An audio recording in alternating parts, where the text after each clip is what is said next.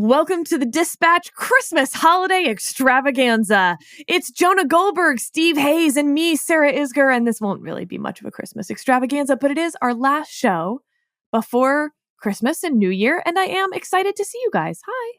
Morning. Heyo. So we did get a little bit of, I don't know, it depends on your perspective, either an early Christmas present or some coal from the Colorado Supreme Court.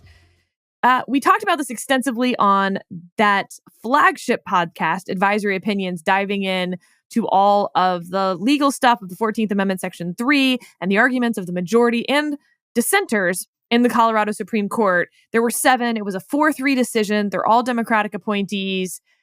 But we didn't have time to talk about any of the politics of this or the vibes, if you will, the non-law vibes. So, Jonah, I have no idea what you think about this case. I am largely where I think you are. Where am I? I tried to listen to the whole AO pod before You fell asleep? We recorded this. I listened to most of it.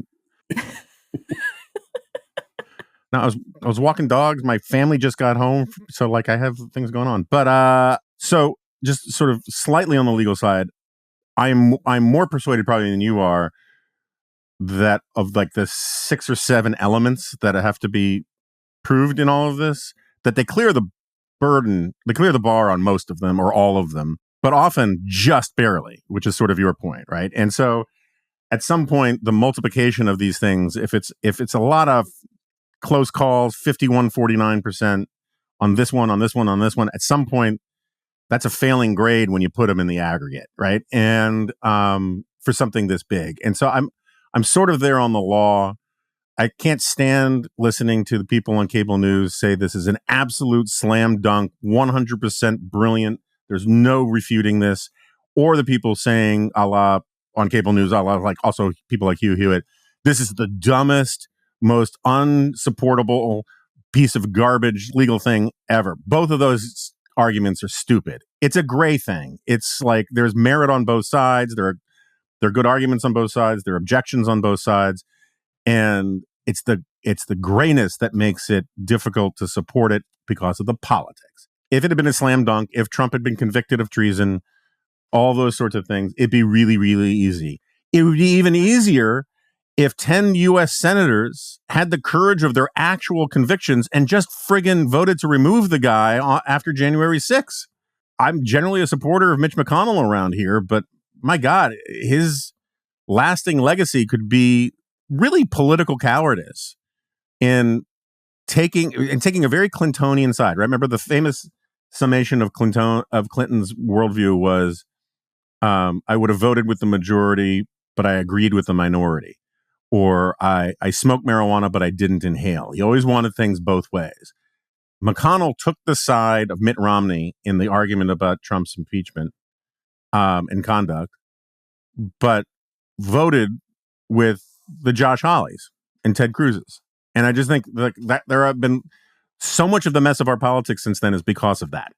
And because of the people who went along with Mitch McConnell. Can I ask a question about that? I think this is worth a few minutes because here we are, right? And it's not that I want to spend a ton of time on hindsight, but good to learn from the past. I assume that in the moment, the weeks after January 6th, that McConnell and others really didn't believe that Donald Trump would run again or be successful if he did. So they also didn't think it was necessary. And I wonder if that was, obviously that was a failure of imagination, but I wonder what Mitch McConnell, if the ghost of Christmas future or whatever had visited him, if things would have been different. Yeah, I'm sure he regrets it. I'm sure he regrets it. And maybe cowardice is the wrong word, but one of the things from monster movies is you gotta make sure the monster's gone, right? You have to put the stake in Dracula's heart. You gotta scatter Godzilla's bones, whatever. So anyway, I just think that's one of the main reasons why we're in this mess. I think this will help Trump. I think that the whole persecution vibe is we've seen now since the first indictments is really what has skyrocketed him in the polls. I find, as a matter of actual political philosophy, all the talks about how this is, it's outrageous that they would do something undemocratic. That's what judges are for, is to do undemocratic stuff, right? That's what the Constitution is sort of anti-democratic, because there's some things that need to be protected from tyrannical majorities. So I don't buy any of the sort of hysteria about it. But as a political matter, I don't think it's much like the dictator talk. I think the dictator talk helps Trump. It doesn't actually accomplish the things that the writers of The Atlantic or Robert Kagan want to accomplish by bringing this stuff up. And so if you're going to judge this a little bit on pragmatic grounds, it's counterproductive. That said, I'm also a big fan of, let justice reign even if the heavens should fall. And so I can't really denounce people who firmly believe that on the merits he should be barred from the ballot. Steve, what are your feelings? This is a rare moment where I agree, I think, with virtually everything that Jonah said, including all the nuance. Whoa. I end up pretty much in exactly the same spot. I do think... I'm surprised about that, Steve. All jokes aside, I'm surprised that you aren't more strongly on the, if it's 51%, it doesn't matter that it's 51% on every element, take him off the ballot because... Yeah, I mean... clearly it's not worth electing him. It's not worth taking the risk that the American people elect him if we have this opportunity to prevent the destruction of America type thing. Yeah. So if there's a place that I probably come down a little bit stronger, that's it. You've identified it. I hate that I'm predictable. When did this happen? Yeah, I went back and listened to the hour and a half discussion that you and David had with Will Bode, the University of Chicago professor who wrote the law review article that, as I think you all put it, didn't entirely kick it off, but really gave this argument some legal momentum. It was a great, I hate to say this, and I'm surprised you didn't catch this earlier, Sarah. I said I went back and listened to it again, which means I had already listened to that episode of AO, which I don't like admitting in public. Whoa. And I also don't like saying that it was really, really good. That's because Bode talked most of the time. But you walked him down we'll put it in the show notes, but we have the transcript and we have the actual audio. You walked him down and made him explain every objection. You were the skeptic, and I think you came by that naturally. I think you were actually skeptical of it. But I thought he had an answer for pretty much everything that you argued. The particulars, the details, and he brought up, in a sort of a show of intellectual honesty, brought up a couple objections that you didn't raise and said, well, Sarah, I think your stronger argument would be here. It was a great discussion. I thought he was very convincing on the merits of the case. I guess I certainly don't fault the four justices who did what they did. And I think their arguments are strong. I think there wasn't much of an argument from the dissenters, as people have pointed out. And I think that, too, in and of itself is telling.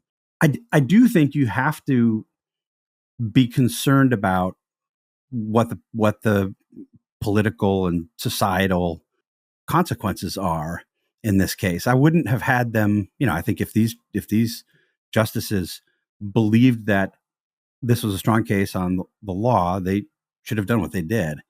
But we're not them.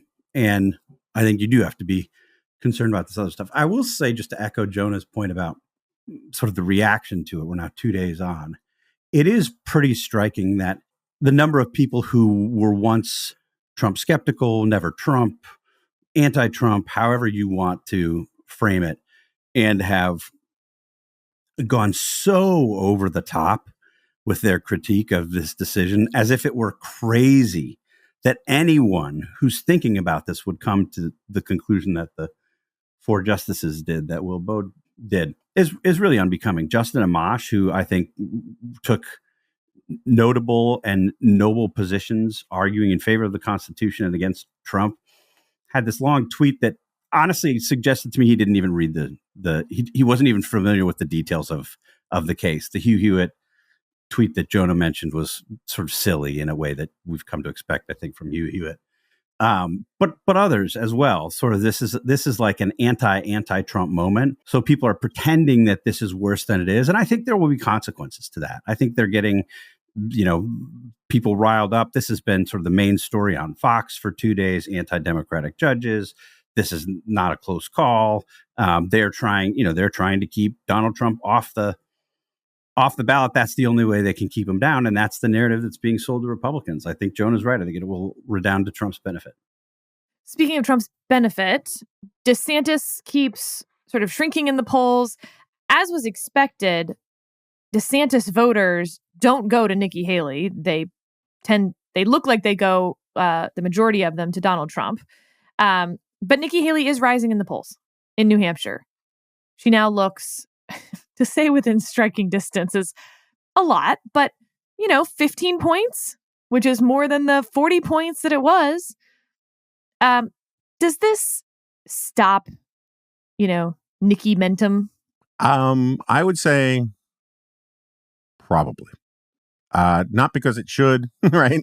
Obviously. But if you had to go when you look at what happened in the polls after the first Bragg indictment, after the Mar-a-Lago raid, where, I'll still never forget or forgive Mike Huckabee, who you would think at this point was incapable of disappointing me further, when he said, we should now just simply cancel the primaries and nominate Trump by acclamation as a show of support, right? Have you taken your Huckabee poster down off the wall? Because I'm not buying it. I'm not buying it until you do. In my Huckabee race car bed. But anyway, so that's the way I would, if I was trying to be a sort of no tears, no sentimentality kind of analyst on this, I would just say I would assume so, right? Because that's been the dynamic all along, is that when Trump is in the crosshairs of the perfidious deep state or the globalists, it deprives everybody else of oxygen. I also think this is probably a really good opportunity for Chris Christie, which is a bad thing for Nikki Haley, because it allows Christie to, Christie is the only one who's really going hammer and tongs at Trump for talking about vermin and quoting Mein Kampf and yada, yada, yada, or invoking Mein Kampf, I should say. And for the people who are hyper disgusted with Trump or who support the Colorado thing, and I think there are probably a lot of independents in New Hampshire who do, it makes Christie more attractive and makes Christie less likely to drop out, which is what Nikki really, really needs. On the other side of things, Joe Biden's not looking stronger against Donald Trump at this point. There's lots of people who are arguing yeah, but the economy's strong, or yeah, but this is going well. And all that may be true. But I actually was absolutely stunned, which doesn't happen a ton in politics because normally trends sort of move, even fast trends move relatively slowly. Donald Trump is now leading Joe Biden among young voters by 6 points. Because we should talk about that. Right? I've never seen anything like it. We should talk about that, right? Because there was this new polling that came out where they do the tighter screening for people who voted in 2020 or who are high propensity voters versus low propensity voters, and that lead goes away, right? What do you think about that? Yeah, I think that's important when you're trying to figure out the horse race of who's winning and losing. I think it's less important when you're trying to understand a generational vibe situation. I don't care that much about the horse race because I actually don't think any of this polling is particularly interesting from a horse race perspective. A lot of Democrats are disillusioned with Biden. Come September, when it really is Biden versus Trump, they'll become very illusioned with Biden. Yeah. Those polls are all going to tighten. So as a vibe measure, you're right. It's a big deal. Yeah, the horse race stuff, give no weight to horse race polling right now. Basically no weight, aside from the general, Trump will be competitive in 2024. That's what I take away from any of those polls. But on young people, again, it doesn't need to be 6 points. The point is we ask this question all the time, and Democrats always win young people my whole life and before my life. And now, it's not just Republican versus Democrat. This was Trump. They were asking about Trump. I don't care if these people are low propensity voters who didn't vote in 2020. And as much as I wish that the explanation were things that I care about, they're really against the expansion of government. It is hard to see this as anything other than a response to Joe Biden's response to October 7th. I think that's right. I think there are other things probably lurking in the background. Just Biden being so old and seeming so out of touch. Probably. But they love Bernie Sanders. Bernie Sanders is old as hell. Yeah, that's true. I would argue that Bernie Sanders doesn't seem nearly as old as Joe Biden.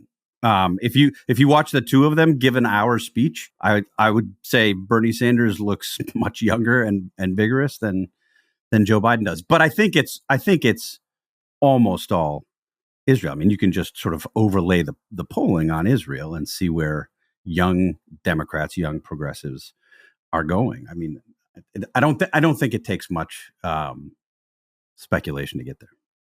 Yeah, so I mean, just on the old age point for just 2 seconds, it's worth pointing out that it's always been a myth that young people want to follow young leaders. In my experience, a lot of people kind of resent people their own age in politics because they're like, why is that guy, so famous? And like the amount of resentment there was against Bill Clinton from fellow baby boomers was actually kind of remarkable. But Ron Paul was basically only really popular with young people. Bernie Sanders' demographics are mostly young people. They don't mind the age. The thing is, as Steve points out, Biden just presents as frail. Forget old. Sort of frail and not with it. I think we're going to hear it a lot. I was saying this on CNN last week that this really I know this was before Sarah was born, but in 1992, the economy really wasn't doing that badly anymore. But people were just exhausted with George H.W. Bush. And it was really unfair in my mind. Though I was exhausted. That was the first time I voted for a libertarian. I voted for Andre Maru in 1992. I've never heard that name in my life. And you'll never hear it again. Nor should you. But Andre Maru. You just did. I mean, seriously, as someone who has studied modern American politics as closely as I have, that's sort of stunning.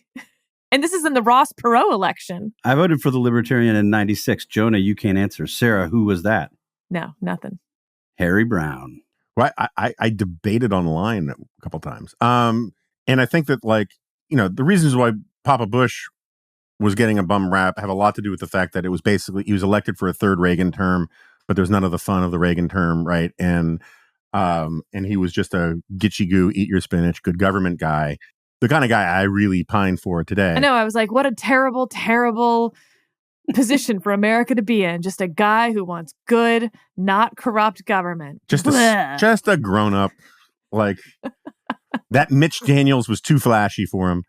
And that's not Biden's profile, right? Biden's profile is he wanted a New Deal and now he's got nothing to show for it. And he's pissed off everybody and he presents old. But this I'm just bored with this guy vibe is so deep and widespread that I think there's a real danger that that's just that attitude bakes in for a lot of people.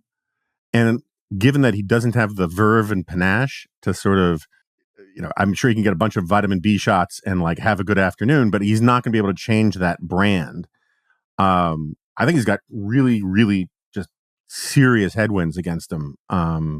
That make it impossible to run against Trump as the guy who can't win, right? That's I think the biggest reason why Trump is doing so well right now, other than the persecution stuff, is that DeSantis went into this saying, I'm the guy who can win. Trump can't win. Trump's a loser. Look at the midterms. Look at all this stuff. No one who wants to vote for Trump has to search far for evidence to say that's wrong because there's evidence.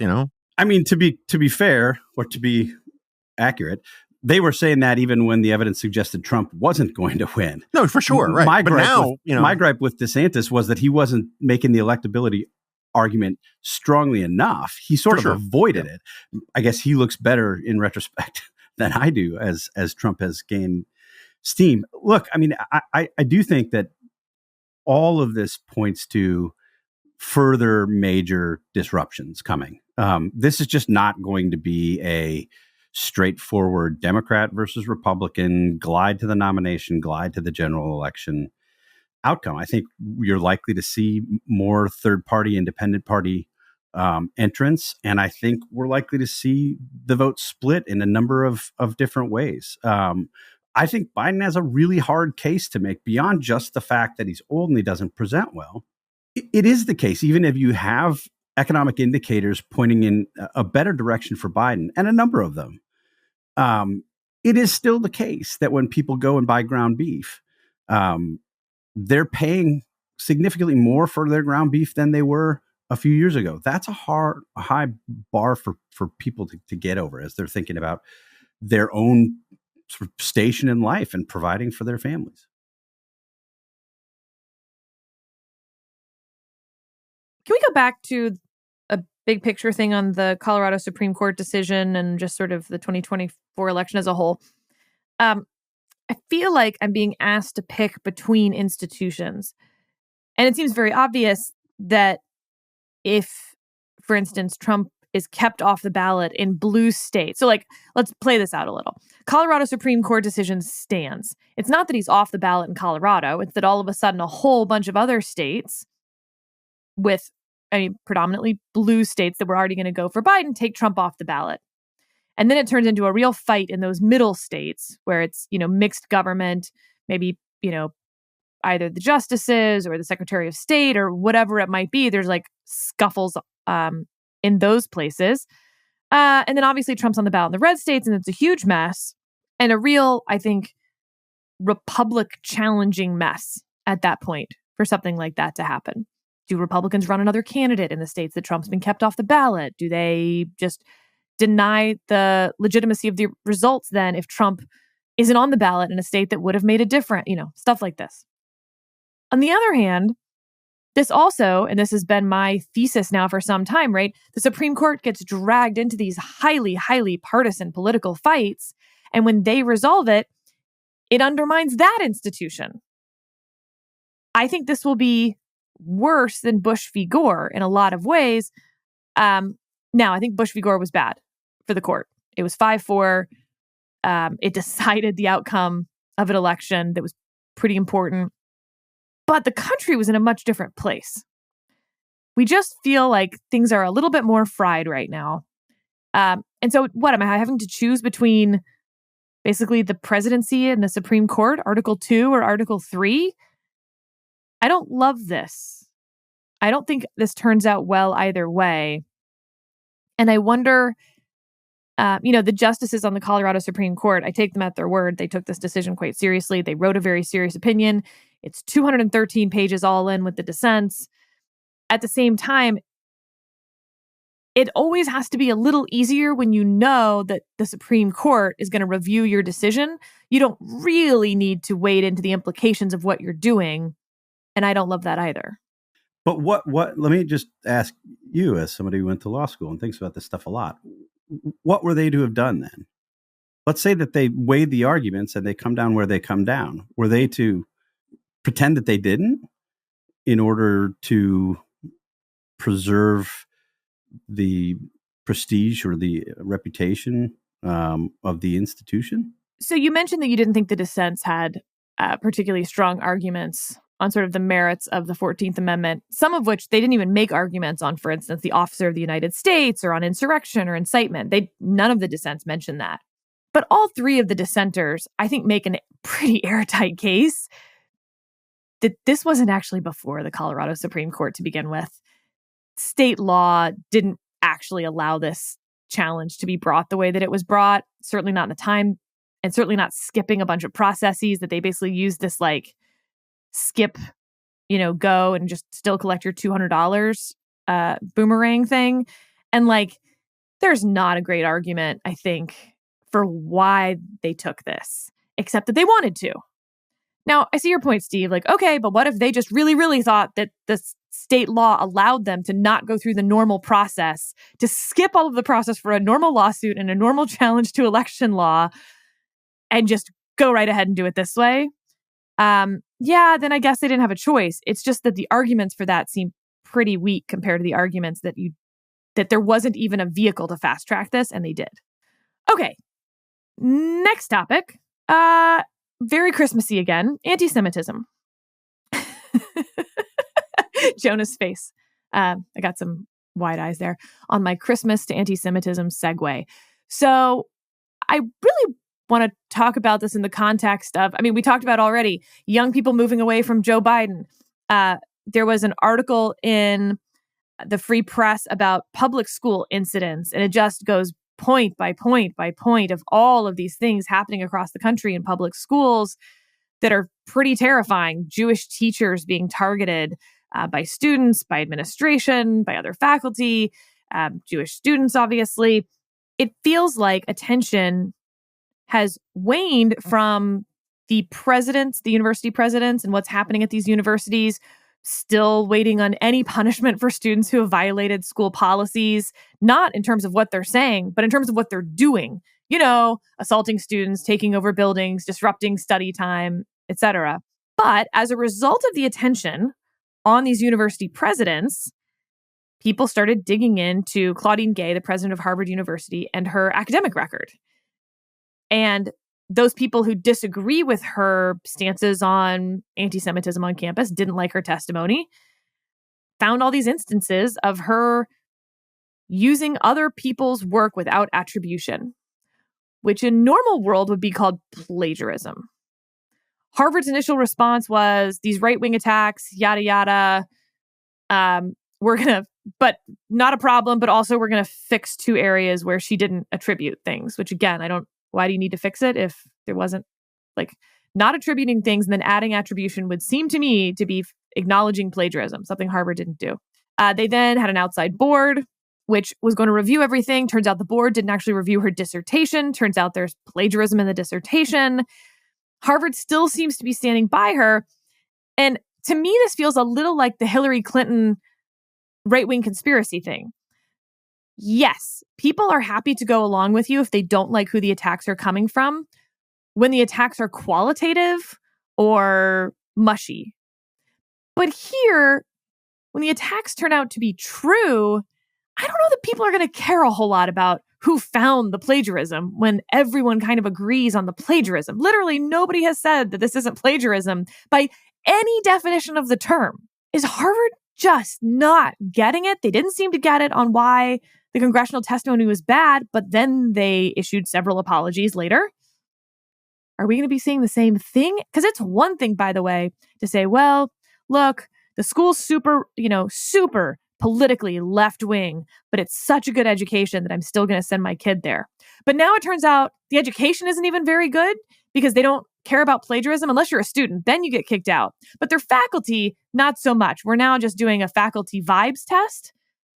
At what point does Harvard actually lose altitude here? Soon, I think. And to go to your last point, I think that's among the things that's been most embarrassing for Harvard. There's a built-in double standard in how they treat students and faculty on the question of plagiarism. The student handbook says plagiarism is taken very seriously at Harvard. Plagiarism is defined as the act of intentionally or unintentionally submitting work that was written by somebody else, and goes on to say that unauthored documents, every source must be cited properly. But in the faculty guidelines, basically say there have to be, it has to be sort of fraudulent research to rise to the level of plagiarism. And it feels like Harvard is trying to live in the space between those 2 definitions. The problem is, think about the precedent for students. I mean, you don't have to use your imagination to look at what she's done and conclude that it's plagiarism. Anybody who had done what she has done in these instances wouldn't be working at the Dispatch. Would have been fired. She plagiarized the acknowledgement. Yes, in a couple different places. She plagiarized her acknowledgement. Was that wrong or just frowned upon? I mean, actually, I don't know if that's wrong. I don't know if it's okay to plagiarize your acknowledgments. That actually is a weird gray area to me. If she had only plagiarized the acknowledgments, for sure, I might not care because it's so weird a thing to do. But a lot of the academic work has been found to have, again, a quote that was in someone else's book that came out first without a citation.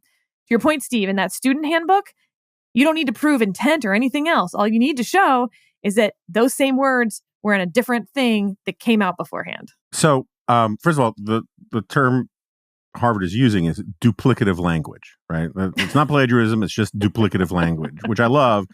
I'm waiting for them to switch to, it wasn't plagiarism. It was an homage, which is what you call plagiarism from directors who take stuff from other movies. And, so I'm a big believer in this. I don't know who first coined it, but this phrase, behind every double standard is a single unconfessed standard. Yes. We saw this with the free speech stuff, right? So we'll use your values and your principles to defend our conduct when it is convenient. And when it is not, we will use these other sets of values and principles, right? And so all the DEI, intersectionality, hyper safetyism stuff. Who cares if that's violating free speech principles, because we're in charge here and we're trying to create a better utopian society. But when some of the intersectionality, some of the members of the coalition of the oppressed starts yelling, from the river to the sea, Palestine will be free, or gas the Jews, or whatever it is, then we fall back on these free speech principles. The point isn't necessarily the hypocrisy of changing the principles. The point is just basically seeing every set of arguments and rules as instruments to preserve their own power and status and authority. And the same thing applies with this plagiarism stuff. It's plagiarism when bad people do it, right? And then there's this other aspect of it. I think it's Charles Fried. He's the Harvard. Yeah, former Solicitor General under Reagan and Harvard Federalist Society faculty advisor. There's a quote from him in the New York Times where he's saying, he would be much more sympathetic to the arguments about the plagiarism, but when you see it's coming from these right-wing fanatics, it's just not credible or whatever. And it's like, no. I mean, this is just like shooting the messenger is not supposed to be a thing that law professors believe in, right? But there is this. I mean, I certainly understand the human emotion of I'm not going to give those SOBs the satisfaction of saying they're right, which is why so much of the press coverage. I mean, conservatives pounce has become such a cliche, but literally, dozens of headlines are conservatives seize the opportunity to cite plagiarism. Yep. Right? just or conservatives see moment to seize on left-wing anti-Semitism. It's never the left-wing anti-Semitism that's the problem. It's never the plagiarism that's the problem, right? The story is what the conservatives are doing. And I think that's part of this media as the sort of journalistic the journalistic wing of the campus industrial complex. Which is why, Saturday Night Live, I have no idea where the writers from Saturday Night Live went to college. My guess is it's about probably 70% Ivy League. Just total guess. And of course, so they thought the hearings with the three presidents, the tres presidentes, was all the scandal. The thing to mock there was Elise Stefanik, right? Not these three presidents. That's sort of that whole swath of culture, from SNL to Stephen Colbert to Jamie Oliver to the New York Times, all the comedians, is this we always have to be right, and we will find the rules that support our conviction that we're right. And if that makes us inconsistent in the eyes of pedants like Steve Hayes and Jonah Goldberg, well, that's a price we're willing to pay. It's also the case that, I mean, if you read the New York Times write-up of this, and we can post that in the show notes today too, it's like they give grudging credit. Credit is not the right word. They offer a grudging acknowledgement that Christopher Rufo, of whom I've been critical, others here have been critical, wrote a Substack first raising these allegations. The New York Post went to Harvard and asked questions about this beginning November 24th. Which was before the hearings in question. The Washington Free Beacon, another conservative outlet, has done very good reporting on this. And the stuff is backed up. I mean, as you say, Jonah, it's there on the page in black and white. It also shouldn't have to come from right-wing outlets. Other places should have been curious about the academic work of the president of the most famous university in the world. Right. But it's literally the case that in this New York Times article, I think they may have linked to one of Chris Rufo's Substack articles laying this stuff out, but they didn't link to the Washington Free Beacon reporting on this, which has been groundbreaking. They've advanced the story in several different ways, let people see it for themselves. The Times didn't link to that. And then they literally end this piece by citing Charles Fried, saying, in effect, yeah, if this came from somewhere else, I might believe it. But because it came from these scoundrels, I'm not going to believe it. You can't make that argument. It's in black and white. It is down on the page. It's not, I guess I would distinguish it from the early days of the Hunter Biden scandal, where I think you genuinely didn't know what was true and what was not in those very first few days of reporting on the hard drive and the questions that the New York Post was raising. And there were reasons to be skeptical of the provenance of the hard drive, and the stories didn't match up. I think in that case, you can say, I'm not going to jump in because there are too many outstanding questions. There aren't outstanding questions here. We have the documents. So it is a pretty massive double standard, both in terms of the coverage, but also in terms of the consequences. And I think students will pay attention. I mean, I think this is likely to have a lasting impact if she remains in her job after having been exposed as a plagiarist. What student is? How are you going to go after a student for copying a sentence, making lifting a paragraph and putting it in a term paper? I should also this is a sensitive subject, so I'll just be very brief and gentle on it. There are those who say that Claudine Gay got her job in small part as an act of affirmative action, right? And special preference, which would make... She is the first Black president of Harvard University. First Black female president, first Black president, and which would make total sense and be totally justifiable in the DEI intersectional world that the seas that these people swim in, right? And I don't know, I mean, like, I tend to think that, like, most college presidents, they tend not to actually be great scholars. They tend to do just enough scholarship to burnish their resumes to be good administrators, right? Because it's just a different career path. So I honestly, I have no idea. I didn't follow this. I didn't care very much about, like, what her qualifications were. I also think that in a lot of cases, people are sufficiently qualified that you can bend one way or another on these other considerations and it not be the greatest, injustice in the world. We can have those arguments another time. What drives me crazy is the people who are most passionate about not getting rid of affirmative action, about how it would be racist and enforce white supremacy, and you're a bigot if you have any problems with racial preferences or other kinds of preferences in hiring and promotion. It is a totally illegitimate position to have because this is a great and just and good thing. And then the second anyone suggests that any individual actually benefited, with the exception of Clarence Thomas, from affirmative action or preferential treatment, how dare you, sir? How dare you suggest that Claudine Gay wasn't hired on the merits and nothing else? Well, again, it's one of these behind every double standard is a single unconfessed standard. Like, you shouldn't be outraged by the suggestion that affirmative action had something to do with a hire if you think affirmative action is great and glorious. And when you're in the abstract condemning meritocracy and merit and saying, oh, that's a white, privileged, pale penis people way of thinking about things and we have to move on from it. And then you get... But then in the actual moment, you invoke meritocracy as the justification to defend against this outrageous charge that affirmative action had something to do with it. It just shows how often the left has to pay the sort of tribute of using the right's arguments to defend the power and prestige of left-wing ideas and figures when challenged. And it's a very frustrating thing. And I feel like I have to write a G-file about it. So there you go. All right. So at least we know what the next G-file is. Let's leave some time for Christmas, the holiday season here. Steve, rather than the season bringing you joy, it has brought you a rant. Would you please share your rant with us? Yeah, I'd like this to be more lighthearted. Let's just say I found this whole episode curious.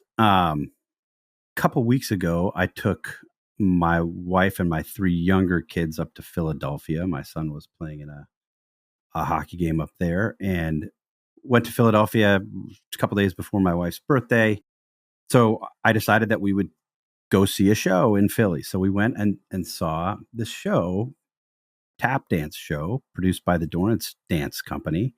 Michelle Dorrance is a MacArthur Genius Award winner, one of the best known and best respected tap choreographers and dancers in the world. My girls all do dance.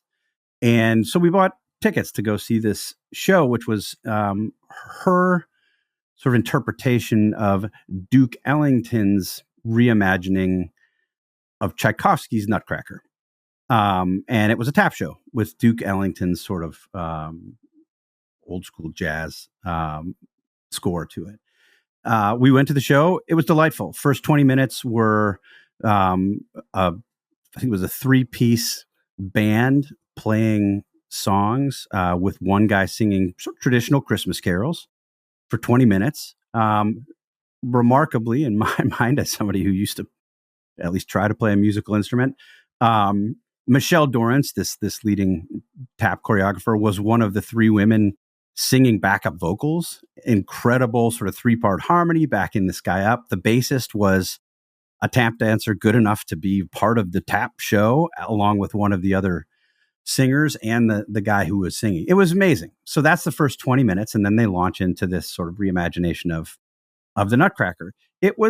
I thought it was delightful. Thought it was a great show. My wife and I both, weird at moments, right? It was sort of super artsy. They had men and women dressed up in these really big, flamboyant flower costumes, tapping around the stage. But fun, but really fun. It's Christmas and it's tap dance, like. Yeah. And it's not like the original Nutcracker was straightforward and without its own weirdness. My wife and I left and both said the same thing to one another, that this was one of the best live performances we've seen sort of in years. Loved it, thought it was great. So come back to DC, and a couple days later, I see that Jill Biden has tweeted what looks to be a 3-minute version of this Dorrance Dance Company thing performed at the White House. And I watched the 3-minute version, sent it to my wife and kids, and said, "Oh, isn't this really interesting? Here's Jill Biden tweeting out the show that we just saw a couple of days ago." And then for 2 days, there was this onslaught from, I don't even know what to call them, the reactionary right, the alt-right. Fox News had Fox News was waiting for a war on Christmas programming. This was the go sign, I think, for them. All these right-wing Twitter people saying this is outrageous. This is pro trans or pro floral or pro I don't know what.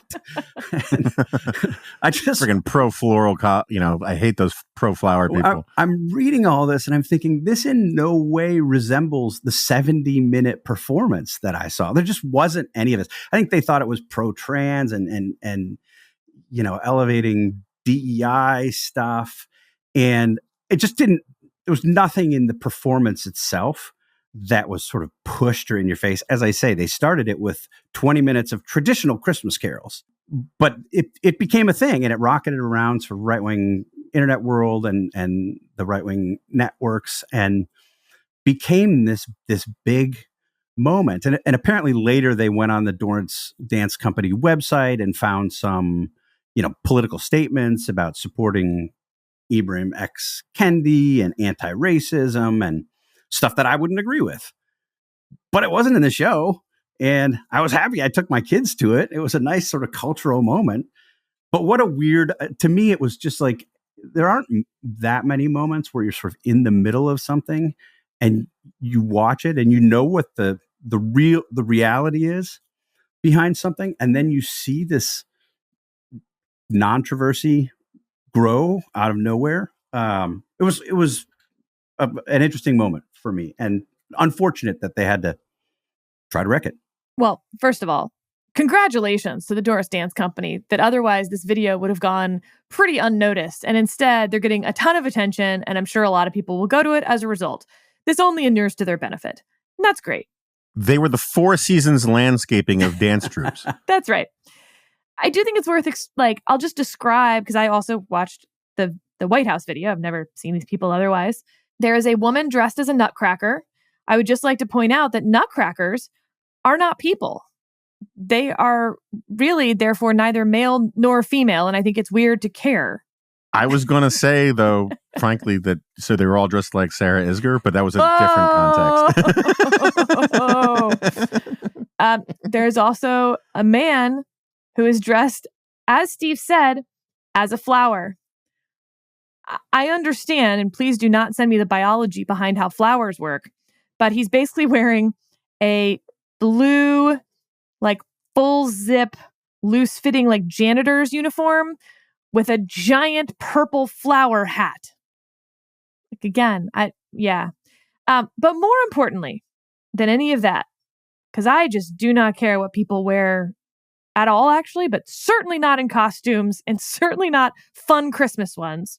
This was jazz and it was tap dance. And if others have pointed out, these are two American things. And so screw you for not liking American Christmas, because that's what this is at the heart of it. And it's so cool that someone is bringing it back and making it cool. The kids want to go and appreciate pure American art forms, because you know what? We actually don't have a lot. There's a lot of discussion over whether pizza's ours or the Italians. Tap and jazz, we got those.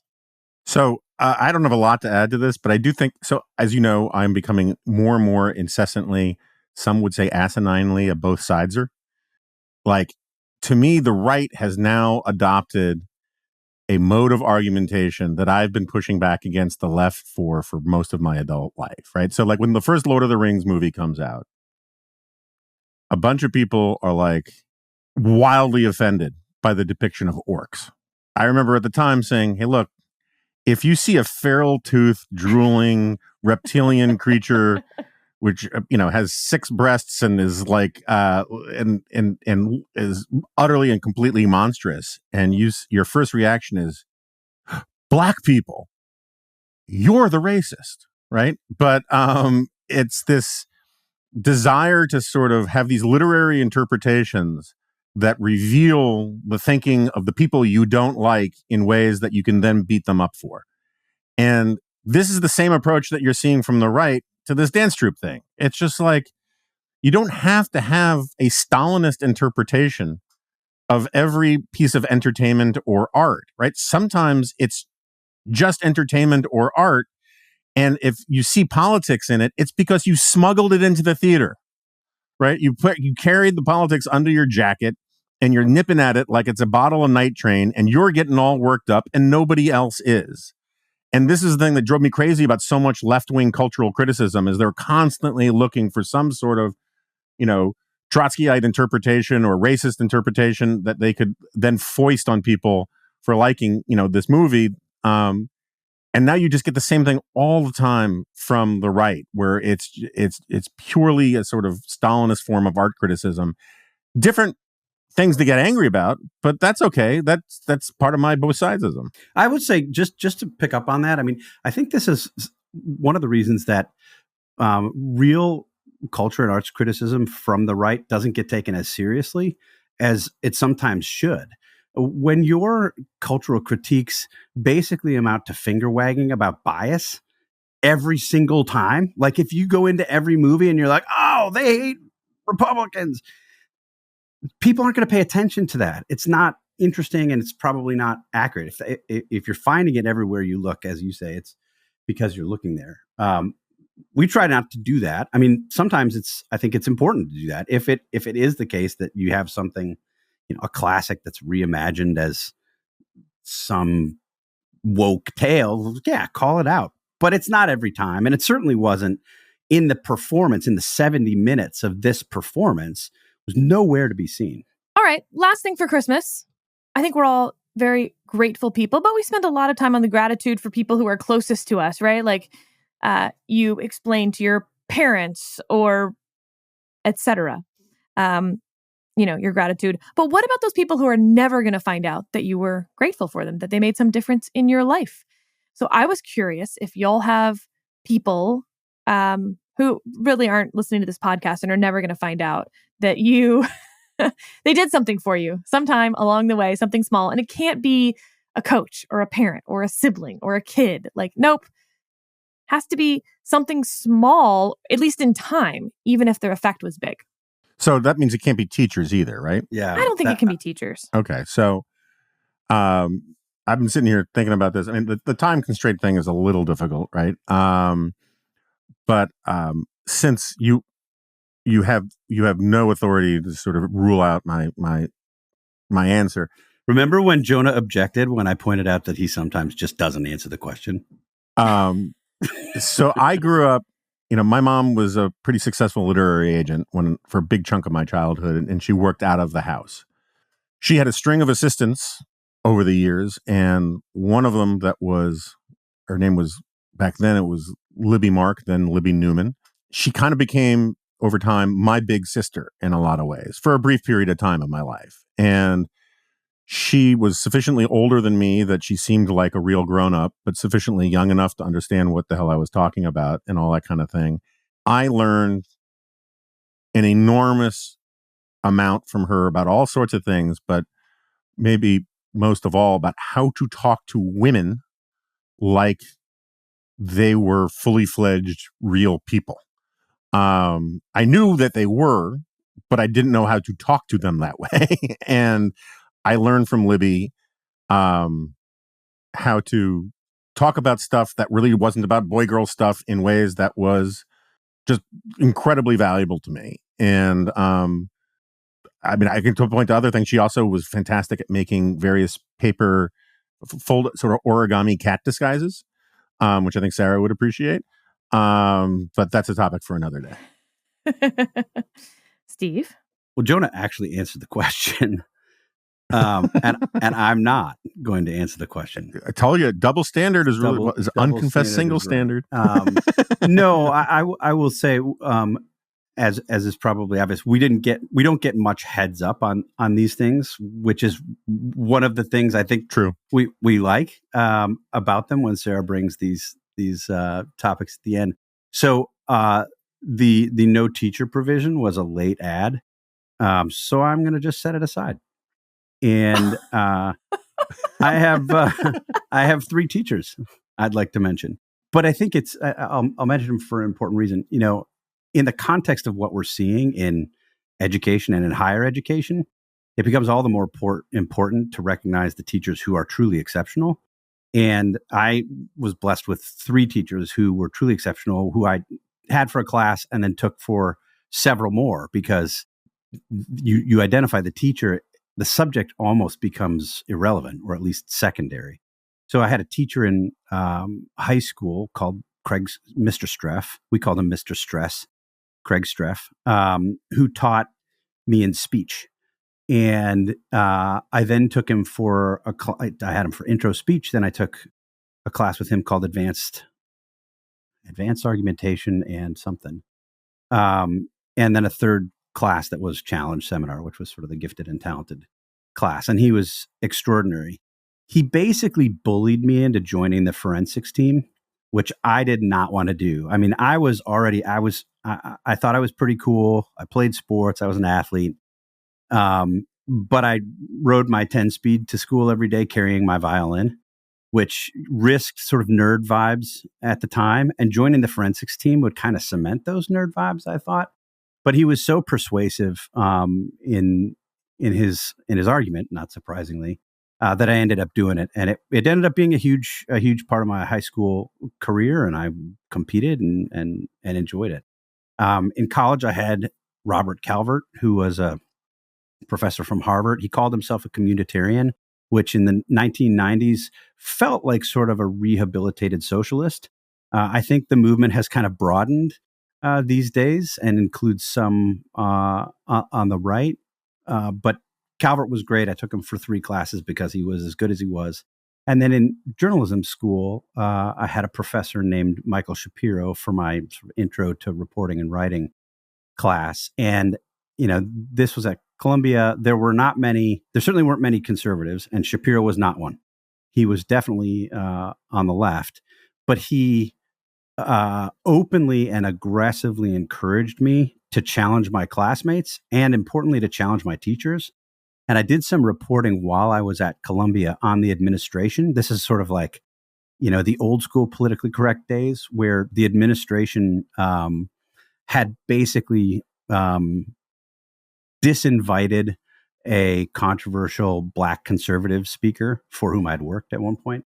And I had information on it. So I did additional reporting on it. And Shapiro, I probably shouldn't say this out loud, but Shapiro encouraged me to do the reporting and to find the facts. And I did. And it was a huge lesson. And I'm incredibly grateful for all 3 of those teachers. Fine. I will pick not a teacher, but it's going to be close enough that I probably can't chastise you guys too much. So I graduated college early so that I could go take a job as a press secretary on the Hill, and I was very excited. And I was fired after 6 weeks for being obnoxious, in short. There's maybe some other reasons. I know, it's so hard to imagine. Come on. I know. Outrageous. So I go look in the Washington Post classified ads, and I find this job opening at the Federal Aviation Administration. And some of you have heard this story before, that in the job interview, she asked what I did this past weekend, and I say I went to go see Team America. And then I sing the song for some reason, and I get the job. And she had a bigger impact on my life in so many ways for the short amount of time that I worked there. Her name was Kim Pyle. She was a single mom. I feel like, I don't know how she did this. I don't know how any single moms do it, but I especially don't know how a single mom with a newborn invested so much in this person who like literally was the lowest man on the totem pole in the FAA. And instead, she told me she didn't tell me to apply to Harvard Law School. She just told everyone, including the administrator of the FAA, that I'd already gotten into Harvard Law School, which was going to make it really awkward if I didn't apply and hopefully go. I never had anyone in my life who actually thought I was special and smart and worth putting extra time into. And that, sadly includes, school and college and all of that stuff. It transformed a lot of my insecurities, which don't worry, I still have. But it turned them into something more like humility and wanting to just work extra hard and prove her right. And that would have reward. It was a transforming experience. And Kim Pyle is never going to get the credit for that. It was 9 months of her life, and it changed mine. So yay to those people. And they should be celebrated at Christmas and all year round. So I do encourage everyone to think about not just the people you get to tell you're grateful to. I can tell Kim, and I do tell Kim for what it's worth, but the people you don't see every day and who aren't still living next door to you or your parents, etc. Because, teachers or otherwise, everyone likes to hear that they made a positive impact on the world. And Christmas is a good time to do it. So, as awkward as it is to send an email or to find someone's email and stalk them and be like, hey, you may not remember me, and they may not. It actually won't matter if they remember you, because all the better if you tell them that they made some huge impact on your life and they don't even remember you. It will be a pay it forward system, I promise you. And tell your kids about those people so that they can turn into those people. And with that, we hope you have an incredible holiday season filled with way too much food, way too much laughter, the kind that actually makes your sides hurt, or just pee a little bit. We want peeing a little bit levels of joy in your house, lots of laundry, and a happy new year. And we'll see you in 2024. Jonah doesn't like the pee thing, but it's real. That means you really laugh. I think it's highly gendered. I had checked out. Wait, what? I'm sorry. I was reading something else. What are we peeing about? What are people peeing about? Men don't have that? I think it's much more of a female thing than a male. That they pee a little bit when they laugh really hard. I think that's much more. I could be wrong, but there are commercials for women's undergarments that talk about peeing if you sneeze or if you laugh. And I'm like, what are these people talking about? That's different. That's pelvic floor stuff. Normal. So now we're getting Christmassy. The second you bust out pelvic floor, we're talking Christmas time. And with now. That, we brought it back to be real dispatchy here at the end. So yeah, Yuletide, man. Bye.